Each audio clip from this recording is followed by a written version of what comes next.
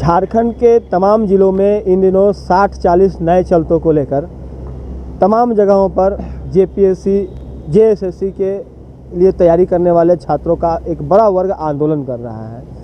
ऐसे में कई दफ़ा झारखंड बंद का भी आह्वान किया गया, बंद का मिला जुला असर भी रहा। कई जगहों पर छात्र नेता जयराम महतो ने भी उसका सपोर्ट किया और कई जगहों पर आंदोलन का असर नहीं देखने को मिला। फिलहाल आजसू के जन्मदाता कहें सूर्य सिंह बेसरा जी हमारे साथ है, झारखंड आंदोलनकारी रहे हैं। सर बताइए कि ये जो स्थिति बन रही है छात्रों के लिए कि 60-40 की नियोजन नीति हेमंत सोरेन ने की जो सरकार है उन्होंने लाया है और छात्र इसका विरोध कर रहे हैं, जो यहाँ पे के जो मूलवासी छात्र हैं वो विरोध कर रहे हैं। आपको क्या लगता है कि यह नीति कैसी है और इस पर सरकार को यू टर्न लेना चाहिए या नहीं? विद्यार्थी यूथ कोई विरोध नहीं कर रहे हैं, उनका करियर का सवाल है, अस्तित्व का सवाल है, झारखंडियों का अस्मिता का सवाल है। झारखंड सरकार की गलत नियोजन नीति का विरोध कर रहे हैं। ये सरकार का कोई नीति का सीधे विरोध नहीं कर रहे। आप तमाम लोगों को मालूम है कि 50 साल से ज़्यादा लोगों ने जो आंदोलन करके राज बना, वो भी बृहद झारखंड नहीं बना है। बंगाल छूट गया, उड़ीसा छूटा हुआ है, बिहार से अलग हुआ। तो लंबी संघर्ष के बाद बस शहादत दी गई है, शहीद हुआ, गोलीकांड हुआ, त्याग बलिदान के फलस्वरूप झारखंड बना। मैंने लड़ाई 50 साल के लड़ाई में एक छोटा सा झारखंड मिला और ये झारखंड 23 साल का युवा झारखंड हो गया। लेकिन 23 साल के अंदर में 11 बार सरकार बनी, 3 बार राष्ट्रपति शासन हुआ।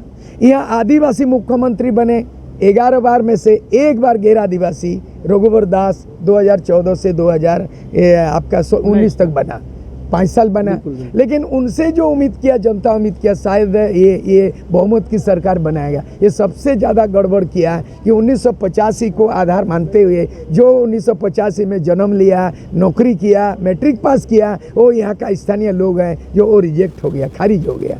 दूसरा सबसे बड़ा गलती किया, CNT एक्ट, SP एक्ट बहुत बड़ा कानूनी संवैधानिक कवच है जमीन रक्षा के लिए, जल जगह के लिए, आदिवासी मूलवासी के लिए भी। वो CNT एक्ट में कुर्मी भी आते हैं, अभी भी आते हैं। तो ये क्या क्या उसमें ढील छोड़ दिया।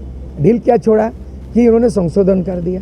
नियम अगर नहीं जानते हैं वो, तो CNT SPT एक्ट भारत का संविधान का 9वें सूची में इंक्लूड है। जैसे जितने भी भारतीय भाषा 8 शेड्यूल में होता है और जितने भी राज्य बनेगा आर्टिकल 3 में बनेगा और जितने भी धर्म कोड मिलेगा आर्टिकल 25 में मिलेगा। तो उसी तरह का जितने भी कानून जो चैलेंजेबल नहीं होगा, supreme court, high court challenge नहीं होगा, विधानसभा लोकसभा संशोधन नहीं कर, वो 9 शेड्यूल में आएगा। तो already CNT act SPT act 9 schedule है, वो कैसे विधानसभा में संशोधन हो गया? गलत किया, गैर संवैधानिक।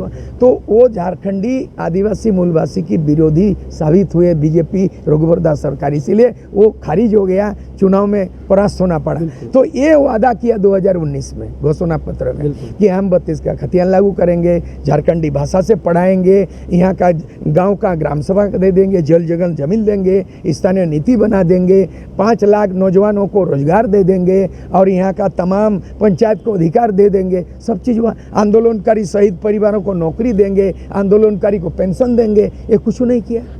आज जो जनता नौजवान सड़क पर उतरा, ये पढ़ाई करेगा कि लड़ाई करेगा? ये तो पढ़ाई करना चाहिए।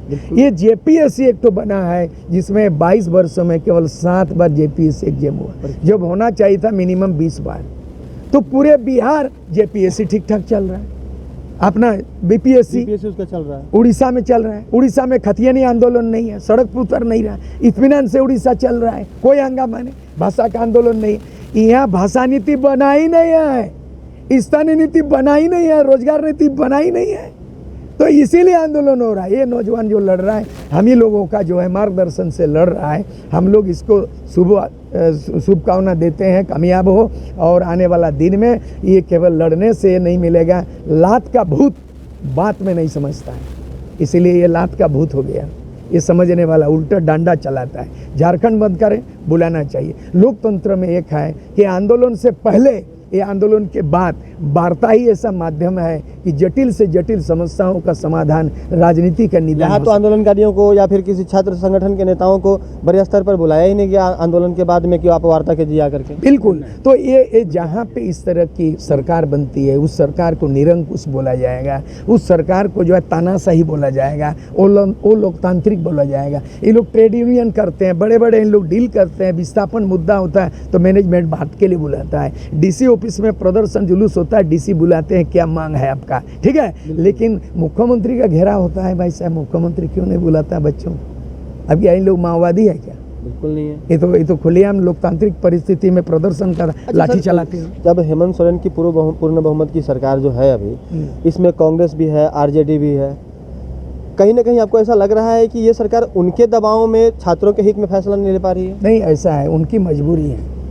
कहा जाता है कि यूं कोई बेवफा नहीं होता, कहीं तो कुछ मजबूरियां होगी, यूं कोई बेवफा नहीं होता। तो ये हेमंत सोरेन क्यों बेवफा हुआ? इनकी मजबूरी क्या है?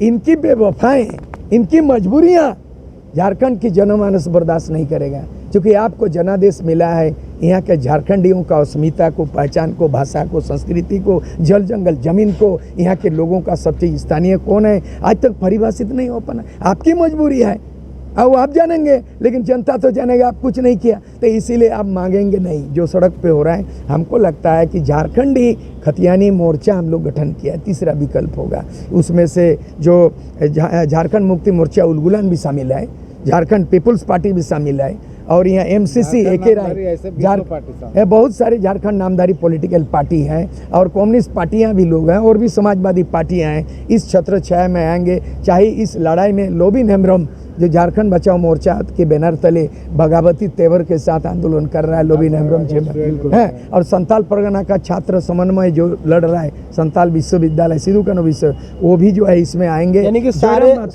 जयराम के साथ में जो तमाम जो लोग अलग अलग जगहों पर आंदोलन कर रहे हैं, आने वाले विधानसभा चुनाव में सभी एक साथ हो जाएंगे। सब एक साथ, तीसरा विकल्प बना रहा है, अलग गुट और अलग पार्टी नहीं है, ये बड़ा छत्र छाया है। अभी सुन रहे हैं कि जयराम मातो 18 तारीख को पार्टी बना, जो भी नामकरण करे पार्टी बनाए, लेकिन अकेले चाना भाड़ा नहीं फोड़ता। बिल्कुल। यहाँ एक व्यक्ति, एक समाज, एक पार्टी बदलाव नहीं ला सकता। अभी जयराम को क्या सलाह देंगे? उसको सलाह देंगे, शुभ संदेश देंगे, कामयाब हो, पार्टी बनाना बनाओ, लेकिन उन युवाओं को ये बड़ा छत्र छाया पड़ेगा, जिसमें वो बड़ा छत्र में आज आप आंदोलन कर रहे हैं। उनका स्लोगन आप देखेंगे हैं, कैसे लिया झारखंड, लड़के लिया झारखंड।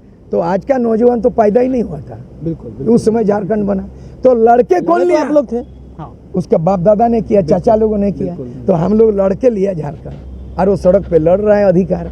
तो जो झारखंड लड़के लिया वो हम लोग हैं, और अभी स्थानीय नीति लड़के अधिकार ले रहा है वो है।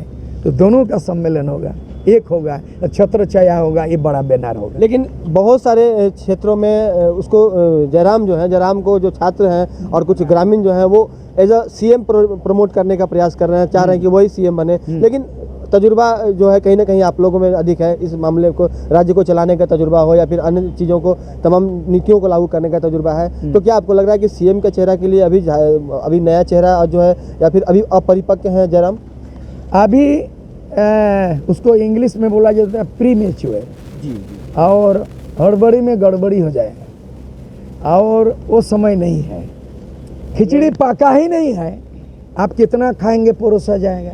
पार्टी बनाई नहीं है, कमेटी बनाई नहीं है, 81 सीट के उम्मीदवार का सूची नहीं बना है, रिजर्व सीट में 28 गो आदिवासी कौन उम्मीदवार होगा, दलित समाज का 9 रिजर्व सीट सुरक्षित है, चंदन गियारी से लेकर के आपका कांके से लेकर के देवघर, ये आप सुनिश्चित नहीं है, घोषणा पत्र तैयार नहीं, चुनाव लड़े नहीं है, बहुमत हुआ नहीं है, ये जल्दीबाजी होगा। इसलिए अभी एक व्यक्ति को घोषणा करके विकल्प नहीं बनेगा, ये सामूहिक चिंतन होगा, सामूहिक निर्णय होगा, सामूहिक नेतृत्व होगा, यानी कलेक्टिव थिंकिंग होगा और कलेक्टिव डिसीजन होगा, कलेक्टिव लीडरशिप होगा। सबको लेके जय झारखंड बोलो, सबको लेके चलो, सामूहिक उलगुलान की आवश्यकता है, एकदम सामूहिक होगा। बूढ़ा के बाही, बूढ़ा के चाही, छोड़ा के बाही। आज छोड़ा ही हम लोग उलड़ रहा है, लेकिन बूढ़ा लोगों को उपेक्षा नहीं करना है, क्योंकि ये अनुभवी लोग है, राज्य का निर्माता है।